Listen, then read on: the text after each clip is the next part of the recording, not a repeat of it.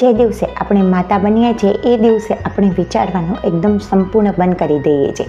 આપણું પૂરું ધ્યાન અને ફોકસ આપણા નાનકડા એવા બાળક તરફ ફેરવી દઈએ છીએ.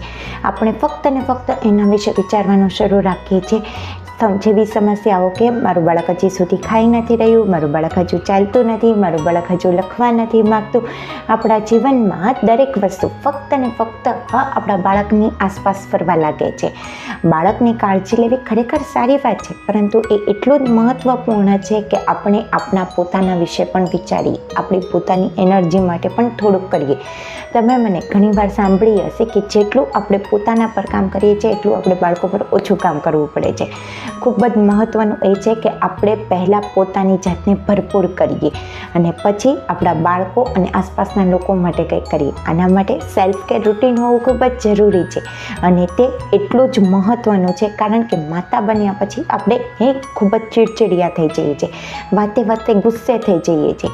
તમે ક્યારેક સાંભળ્યું હશે, તમારી આસપાસની માતાઓ કહેતી હશે, કદાચ તમે પણ એમાંના એક હશો કે માતા બન્યા પછી હું ખૂબ જ વધારે ચીડચીડી થઈ જાઉં છું, મને વાતે ગુસ્સો આવવા લાગે છે. પહેલાં હું ખૂબ જ શાંત હતી, પરંતુ અત્યારે મને નથી ખબર કે મારી સાથે શું થઈ રહ્યું છે. એક ભાગ એ પણ છે કે માતા બન્યા પછી આપણે ખૂબ જ વધારે કરવું પડે છે.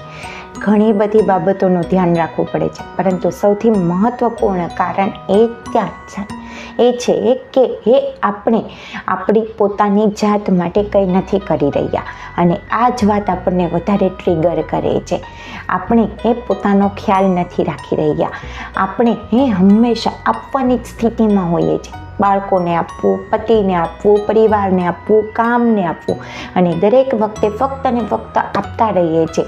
પણ જો તમે પોતાની જાતને રિચાર્જ કર્યા વગર આપતા રહેશો તો તમે થાકી જશો, તમે ચીડચીડા થઈ જશો. એટલા માટે આપણી પાસે સેલ્ફ કેર રૂટીન હોવું ખૂબ જ જરૂરી છે.